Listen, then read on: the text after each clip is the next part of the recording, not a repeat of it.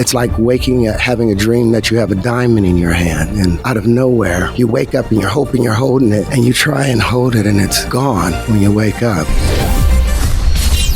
I had another dream, and the room filled up with like this fluid, a dark fluid, and I could see the ripples of it moving around, and there was a being there, and I remember being walked through that fluid with him, and I was trying to look up at him, and I couldn't turn my head to look at him, and he had his hand straight.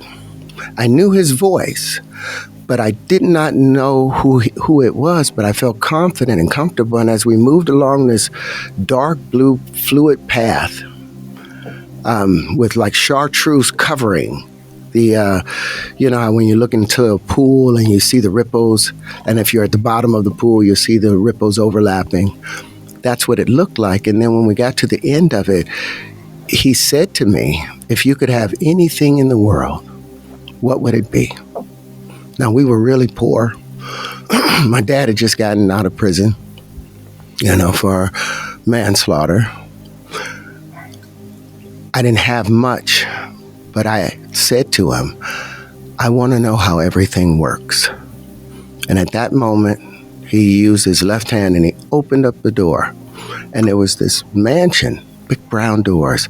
And inside of it was these crystalline flowers, big crystalline flowers, like a giant, like 5 feet across.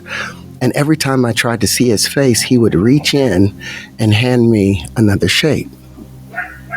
And I was so fascinated with the shapes because they didn't look like the Platonic solids. They didn't look like anything I'd ever seen before. And he would hand me these shapes, and each shape was different and amazing. And I woke up from that dream. But after that moment, anytime something strange would happen in a dream, I had the powers of inception. Anytime I would be naked at school, I would say, I'm not naked. I must be dreaming. And immediately I would run out of the school or run out of wherever I was, and I would find that mansion again. And I had access to all the knowledge. The proof of it is the 97 patents that I have now. The proof of it is the industries that I've innovated.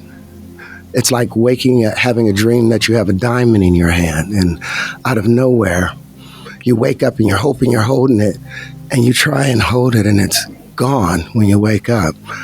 But the proof is all the stuff that I've been able to do now. So these... Okay, whoa. So now he mentioned some very interesting stuff here. All right, a lot to cover just in what he said there in that segment. Now, first of all, let's go back. He said that at age 5, he had started to have a series of encounters with this being that sort of revealed to him secrets of the universe, and this being was holding the Platonic solids in his hand. Now, Platonic solids, as we touched on, based on Plato's discoveries or understanding of the fundamental building blocks of matter of our universe. And he said this being was holding it in his hand and said, I can show you all the secrets of how the universe works. Okay, I'm paraphrasing what he said. But now, if you listen carefully, the way he describes the encounter with this being, personally, I believe, you might disagree with me, but I personally choose to believe that I think he had a genuine encounter with the person of God, the second member, Jesus, the Son, because it sounds very similar to a lot of encounters that Christians have had, meeting Jesus in heaven or in another realm or dimension.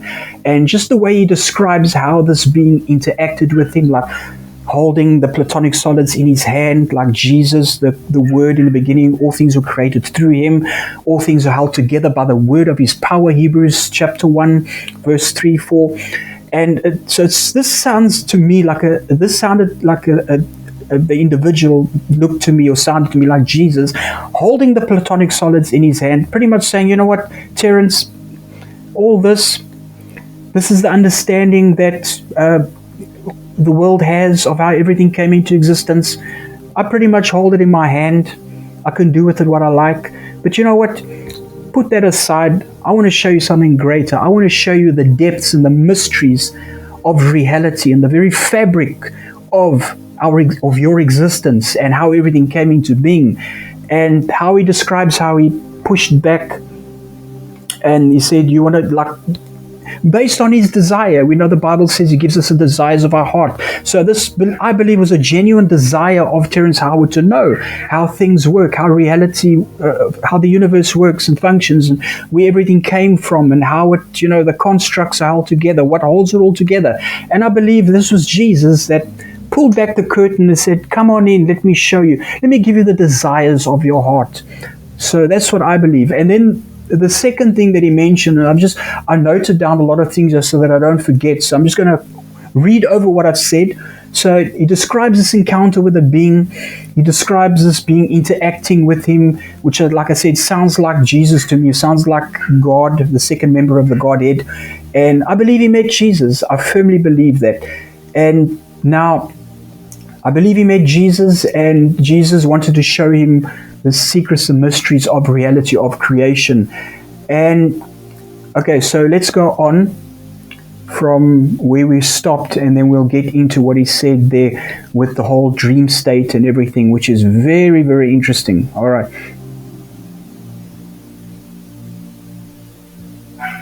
All these thoughts are from the time you were a baby. These are not things that you've learned. These are things that you had in your mind from the time you were born. From before that time, because I remembered that I had been someplace else before.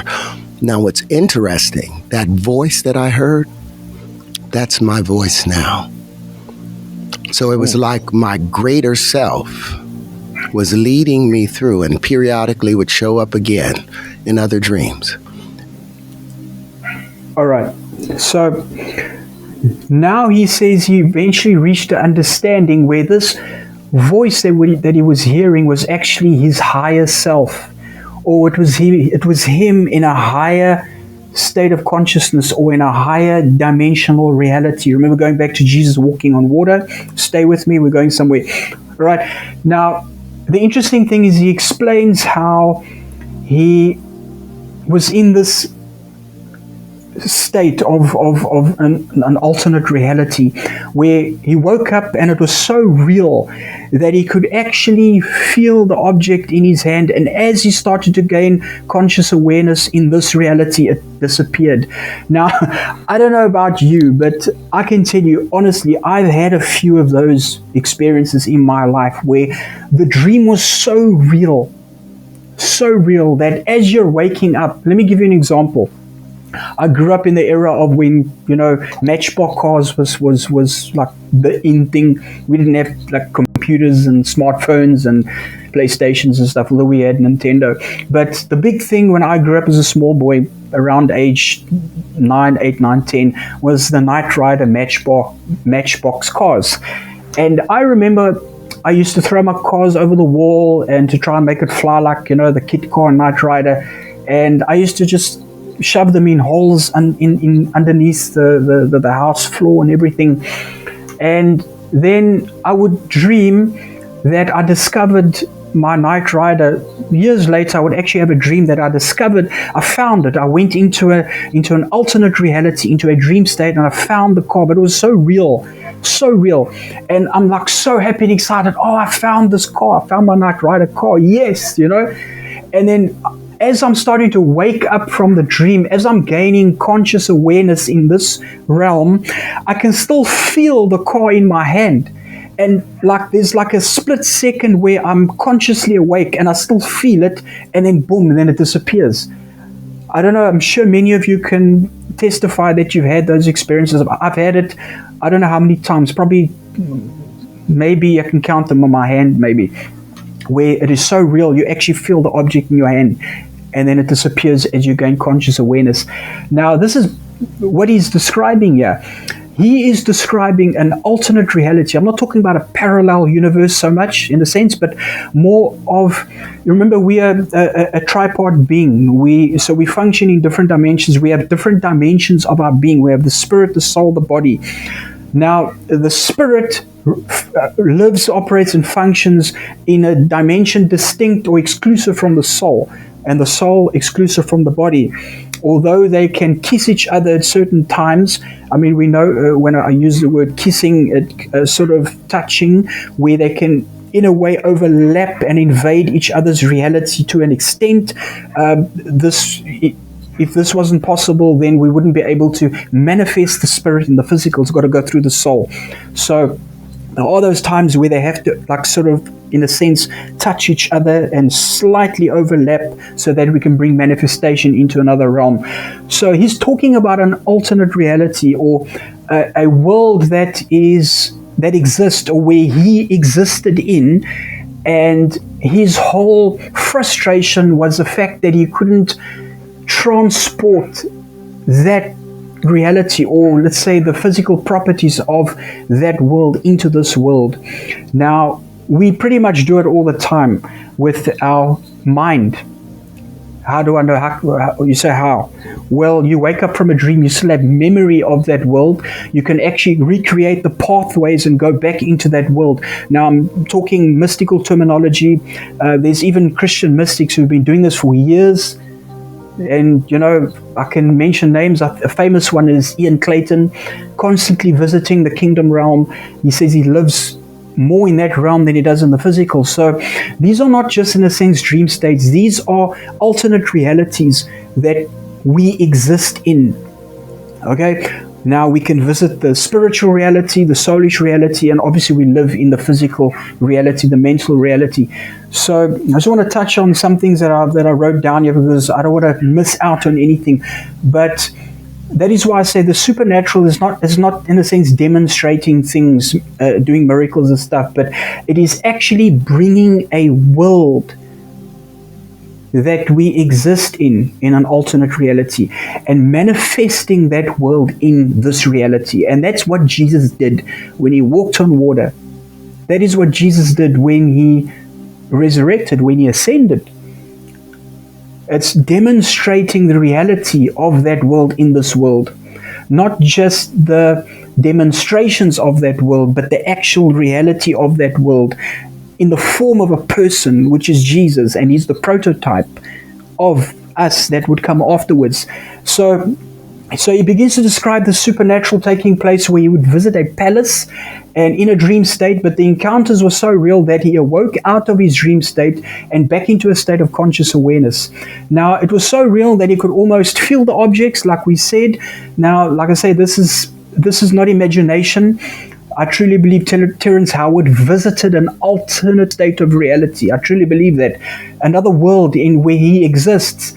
Now, like I say, I'm not talking about parallel universes, but we have, like in our Christian circles, or like I say, we've sort of marginalized Christian mystics because we throw terms, the prophetic, this is only for the prophetic, or this is the prophetic realms. And so we've used those words to either create a constraint, or to create or to present an exclusive Christian, how can I say, presentation to the world, because now it makes us feel safe, or it gives us a certain sense of control. Remember Constantine putting his stamp down, I am now the owner of Christianity, and you either conform or you get persecuted and beheaded, killed, burnt at the stake, which would happen to a lot of mystics that were branded as witches and burnt at the stake, because they would not conform to that decree, to that form of reality that was forced upon people. All right, so stay with me. I'm trying my best to present this message in its entirety, the way that I want you to get it. Now, so I say the Christian mystics do this. They do this all the time. They visit this alternate states of reality. Like I say, don't limit yourself by word semantics and phrases and terminologies. All right. Now, the immaterial parts of that reality were easily shifted from one realm into another. Jesus did that with ease. Jesus had the ability to take an object from a physical reality, or a function from an alternate reality, and transport it into this reality. Now, let's talk about the angelic. How do you think the angels manifest in physical forms in this world? They have the ability to shift energy bodies from one realm or one state of reality into another realm or into another dimension. They have the ability to do that, shifting energy bodies from one body to another. Like I say, Jesus managed to do that in his physical body. How did he walk on water? He walked in a dimension and a reality above ours, which is greater to this one. This reality is subject to that one, so it has to come under the, how can I say, the subject of a greater realm or a greater reality. And Jesus had the ability to move in the space between subatomic particles.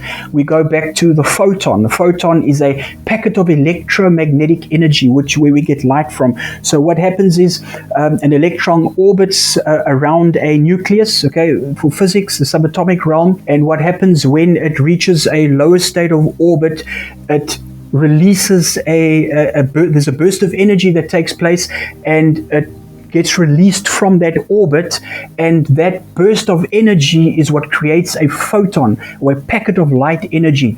So when we understand, and might I add, a photon is massless, it carries no mass. How do you think we get our fiber internet, fiber optics, all right, light?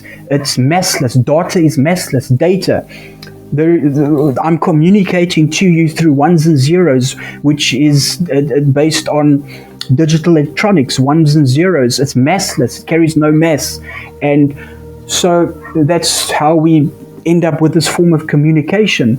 So there's a whole realm that we don't even quite understand how it works and functions yet.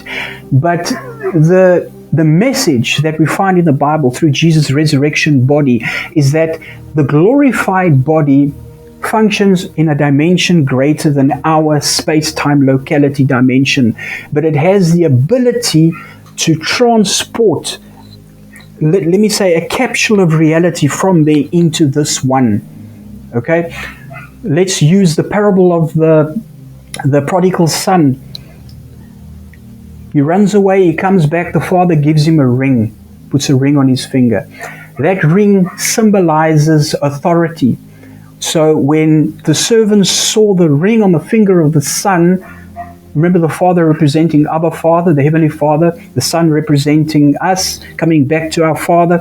So the minute the ring's on the son, the minute the servants, which represents the angelic beings or other created beings, when they see the ring, they notice the authority that has been given to the Son.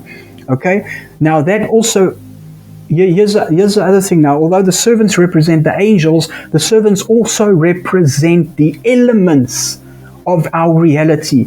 In Plato's work, the Platonic solids, in the mystical realm, ancient mystics, the flower of life, okay? The microcosm, the macrocosm, the elements, the electrons, electromagnetism, light energy, photons. The elements also can be a representation of the servants that look at the symbol of authority, and they have to come into submission to that authority.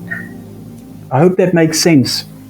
Now, okay, so photons are massless, so it's a shifting of energy bodies. So now he also mentioned the being that he believed was the higher version of himself, or him in a higher state of reality.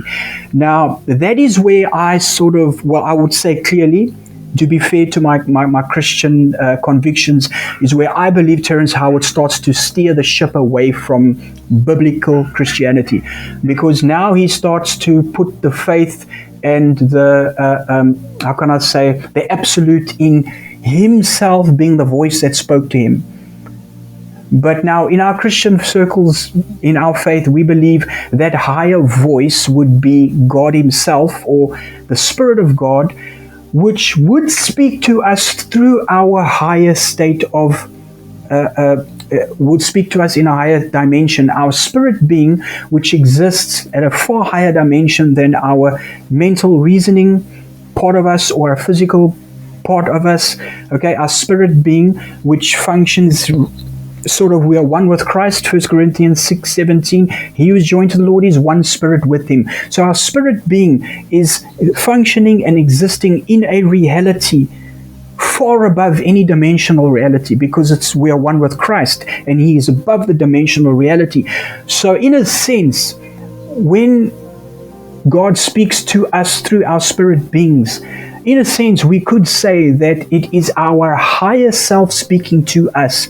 But what he is doing here, what Terrence Howard is doing here, he's eliminating the fact that there is a being that is supreme or higher than us, okay? Creator, created. So that is where I believe he's steering away from the biblical standpoint of Christianity, which I firmly take, which a lot of you don't believe I do, but I do. So let us carry on with that, okay? So remember, God speaks to us sometimes in first person, sometimes second or third. Now, when we sometimes you will say that you heard an authoritative voice speak to you. So that'll be the Spirit of God speaking to you through your spirit man, or in your spirit man, and your spirit man relays that to your reasoning or to your mind faculty. Okay? But so in a sense, we could say and still hold to the biblical standpoint of, okay, it's my higher state of reality, or it's my higher self speaking to me, new age term I'm using, but we maintain the presence of a divine being greater than ourselves that is communicating to us through our higher self. Okay, that would make a little bit more sense to those that are questioning that. So let us continue. And I went off and became an actor because my mother wanted my little brother to be an actor. And I thought if I became an actor, I would get my mother's affection. It wasn't until my mother was dying and I'm talking to her, and she told me the reason that she was babying Antonio was because he had asthma. And my father always had questioned whether it was his son or not, because he looked so much like her family and didn't look so much like him. And I realized, my God, if I had followed my proper course, I could have saved my mother, because the knowledge that I had, I had the grand unified field equation. I had already put that together. And then at 7, 8, I was working with these things. And then I went through all of the hell that I had to go through. Being accused of domestic violence, all of those things. And I thought it was a curse at the time, but it was really removing me from advancing down the wrong path. And during that period of time, I started waking up in my dreams again. And I started going back into that palace. And I remembered all of these things, and I started patenting them.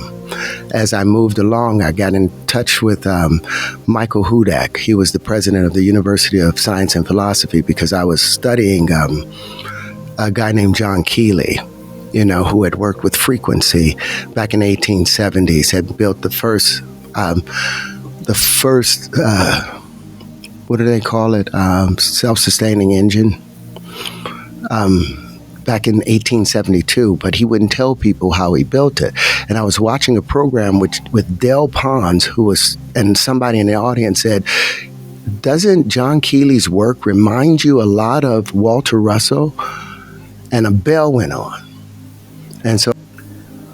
All right, so for time's sake, because I want to keep this video just below 60 minutes, an hour, we're going to stop there. I'm just going to end it off with some slides. I just want to re-emphasize certain things. Now, let me quickly go to the man he was talking about, Walter Russell. All right, Peter Pan, Neverland. Don't laugh. I'm going to explain that to you now. So I just want to quickly read to you, just to give you a quick introduction to Walter Russell. So Walter Russell's cosmology was described as a new concept of the universe, where he wrote that the cardinal error of science was shutting the creator out of his creation. Okay, very important. Russell never referred to an anthropomorphic God, but rather wrote that God is the invisible, motionless, sexless, we're going to get into that, undivided and unconditioned white magnetic light of mind, okay, which centers all things. God is provable by laboratory methods. Russell wrote the locatal motionless light, which man calls magnetism, is the light in which God is. He wrote that religion and science must come together in a new age. Now, this is going to sound really crazy, but I'm going to use a very simple analogy, or something very simple and basic that most of us grew up from our childhood, to present an analogy of something more complex, and that is Peter Pan. All right, Peter Pan and Neverland. Now, most of us grew up with the story of Peter Pan, and now think of this. I'm drawing an analogy from what we heard Terrence Howard talk about going into this dream reality or state, which is actually an alternate reality, or you existing in another reality which is beyond the dream. Now, we use Peter Pan and Neverland as an example. Now, I remember when I was a young boy, Peter Pan was a young boy, he looked like me, sounded like me. If he could do it as a young boy, I can do it. So I was always trying to climb into trees or on high roofs and stuff and try and jump off.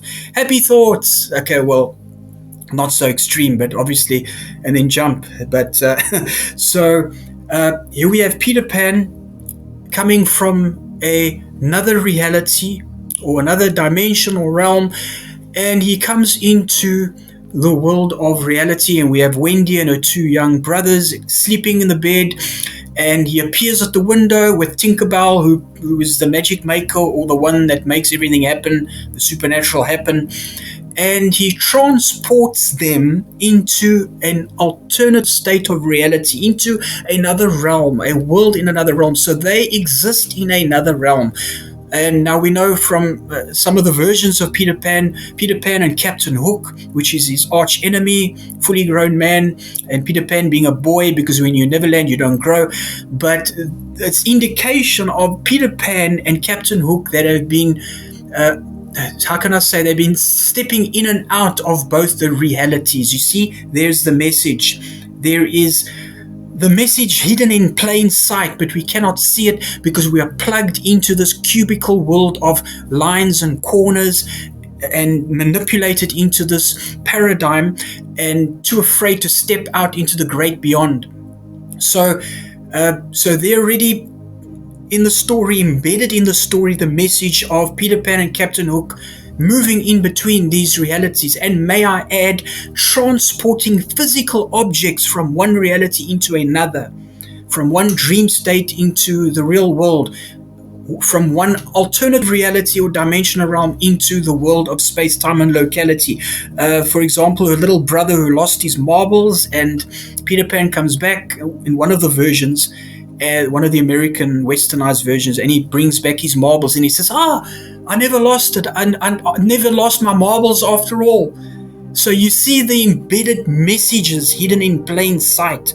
And most of us today, adulthood will say, oh, you know what, the three children, they just had a dream, because the whole thing is set up like sort of in a dream, sort of ambient picture, if you want to put it that way, where it's very easy to say from the reasoning that kicks in, oh, it was a very real dream, and they all had the same dream or similar dreams, and they could relate between each other. But in actual fact, the real underlying message here embedded into this wonderful fairy tale is that it is possible, or it's a challenge to make us think outside of the box, that could it possibly be that we actually exist in alternate realities. And when we go to bed at night and we go into an unconscious state, some even talk about we have different gateways to our mind. And here's the thing that's been proven: the mind actually doesn't have any concept of time. The mind does not know time. Time is not a factor in the mental realm. So we enter through a gateway of our mind into a subconscious state, and we are transported into an alternate state of reality, or our mind takes us into that reality where we exist, and then we are able to transport those thoughts from that world into this world. We call it memory of our dream. Some are more clear than others. Now, may I present that this is what Jesus did. Jesus had the ability not only to transport memories and thoughts and mental faculties from one state of reality or higher state of existence into this reality of space, time, and locality, but he had the ability to transport physical reality or capsules of the reality or physicals of that world into this world. This is the fascinating thing about it. We read about it in our storybooks, but then we enter educational systems that was set up by the world system to keep us constrained and confined in that box so that we don't step out and move and venture out into the great event horizon and step beyond that into the world of impossibilities. And it's so sad that these pictures have been presented to us, these nuggets of truth are hidden in plain sight in the very fairy tales that we grow up in. Now, many will say, oh, that's Peter Pan is based on the Pan God. And, the thing is, we have to understand, if you're constantly seeing bad and you're constantly seeing demons, I actually heard, I think it was Ian Clayton again who mentioned it, that if you're constantly seeing demons and teaching about this demon's name and that demon, and that's all you're seeing is demons, then you got to question, hey, you know what, you got to say to yourself, I'm in the wrong realm here. What realm are you functioning from? You're obviously functioning from a wrong realm, and you need to deliver yourself from that and step into a realm where you start to see glory and the greater things of the heavenly and angels and beings like John the Revelator did and Ezekiel. And then you realize, okay, now I'm in a right realm. But if you're seeing the other side of it all the time, that means you're stuck in a wrong realm. And you need to deliver yourself from that or get delivered from it. So, you know what? Yeah, Peter Pan based on the Pan God. But when you were small, was that an issue for you? No, it wasn't. It didn't affect your imagination. It didn't affect the idea that, you know what, that's this young boy that can fly. He can move between different worlds or between this reality and alternative state of reality. He can exist in both realities. He can transport things from one into the other. Pan God, come on. You know what? We might be grown up, but we need to grow up if we're constantly, thinking in that direction. So it's what I wanted to present in this video. And I just wanted to leave you with something by Arthur Schopenhauer, who had the famous quote that said, all truth passes through 3 stages. First, it is ridiculed. Second, it is violently opposed. And third, it is accepted as being self-evident. So you can only hold onto the reins of control for a certain time until you have to let go. And I believe that is where Christianity is moving into. Let's drop the cliches, the word semantics. Let's drop the terminology to try and say, you know what, we are the exclusive ones. We hold all the truth, and we are the only ones that are allowed to bring definition to what's happening beyond the natural. And you have to use these certain words, and if you don't, then you're marginalized. Oh, you're not part of Christianity, or you a cult, or you an unbiblical mystic or whatever. So let's drop that and let's move into the greater. Let's step out of the box and let's approach the event horizon. So thank you for watching this video. If you had the patience to listen to everything I had to say, it means you're a fanatic like me and you've been enlightened. And doesn't mean we throw Christianity away. We firmly hold and we are professors of the faith, but we refuse to be controlled by a system that was invented by people that want to control the way we think, control the way we operate and function, and put us in the limitations of a cubicle reality. We'll carry on with the next video. Please subscribe, like, hit the notification bell so that you can get notified when the next part comes out. And hallelujah, bless you.